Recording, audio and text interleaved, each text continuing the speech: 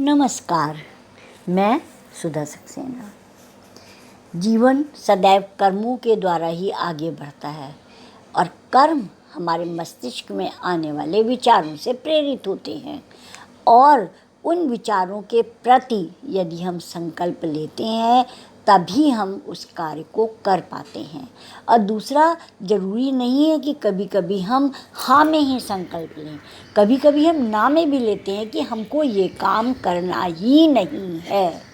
तो इस प्रकार से अगर हम देखें तो संकल्प दो प्रकार के होते हैं। आइए आज संकल्प पर ही कुछ हम चर्चा करते हैं। कर्म की साधना करने वाले मानते हैं कि किसी भी अभीष्ट की पूर्ति के लिए दृढ़ता के मार्ग का चयन ही संकल्प है। वस्तुतः संकल्प दो प्रकार का होता है।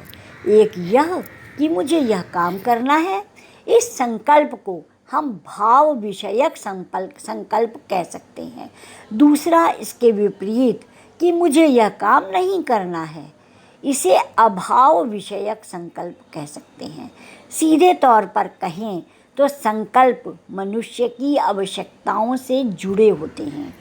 यदि किसी तपस्वी व्यक्ति की बात छोड़ दें तो एक सामान्य व्यक्ति की आवश्यकताओं का कोई और छोर नहीं होता है।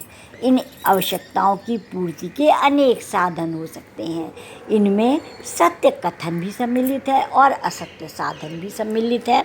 साधन के प्रयोग से पूर्व संकल्प का होना आवश्यक है।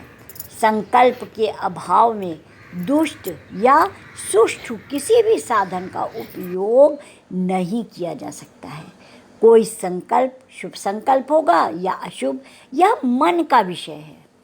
एक किसान यदि अपने खेत में मिर्च बोने का संकल्प कर मिर्च का बीज बोता है तो उसे तीखी मिर्च ही प्राप्त होगी। उसे किसी भी अवस्था में गन्ने की मिठास की अनुभूति नहीं हो सकती। इसके लिए उसे गन्ना बोने का संकल्प लेकर वही प्रकल्प करना होगा। भारतीय दार्शनिकों ने संकल्प और विकल्पों को मन का धर्म माना है। उनका यह भी मानना है कि पवित्र मन ही पवित्र संकल्प का माध्यम बनता है, जबकि अपवित्र मन एक अपवित्र संकल्प को जन्म देता है। यजुर्वेद के अनुसार शुभ और अशुभ दोनों ही संकल्पों का सूत्रधार मन होता है। अशिव संकल्प से अकल्याण और बंधन प्राप्त होता है, जबकि शिव संकल्प से परहित तथा मुक्ति का मार्ग मिलता है। जिसका मन पवित्र होता है उसका मन बलिष्ठ भी होगा और बलिष्ठ मन जो संकल्प करेगा उसकी सिद्धि कठिन नहीं है। अतः शुभ फल की इच्छा करके मन से उस संकल्प को धारण करके कर्म के द्वारा उस कार्य को सिद्ध करना चाहिए। तात्पर्य यह है कि संकल्प एक मानसिक विषय है। हम मन में संकल्प करते हैं। हमारी इंद्रियां जो हाथ पैर कार्य करती हैं वो हमारे मस्तिष्क की विचारों के अनुसार ही करती हैं। अर्थात इन इंद्रियों के पीछे एक तत्व है, गूढ़ तत्व है जो कि कार्य को करवाता है। ये इंद्रियां तो साधन मात्र हैं। अब आवश्यकता ये है कि यदि शुभ संकल्प होगा तभी हमारा जीवन सफल होगा या हम अच्छे कार्य कर पाएंगे और जैसा सोचेंगे वैसा ही कर पाएंगे।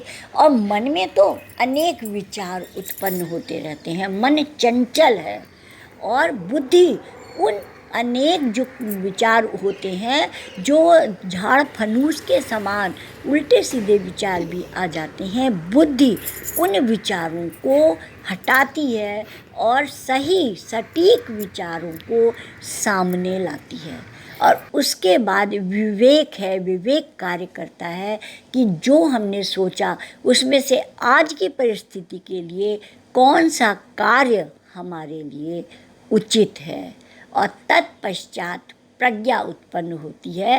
तात्पर्य यह है कि किसी भी कार्य के करने में ये चार मानसिक तत्व मन, बुद्धि, विवेक और अंत में प्रज्ञा, ये चारों जब एक लाइन में आ जाते हैं तभी हम शुभ संकल्पों को अंजाम दे पाते हैं।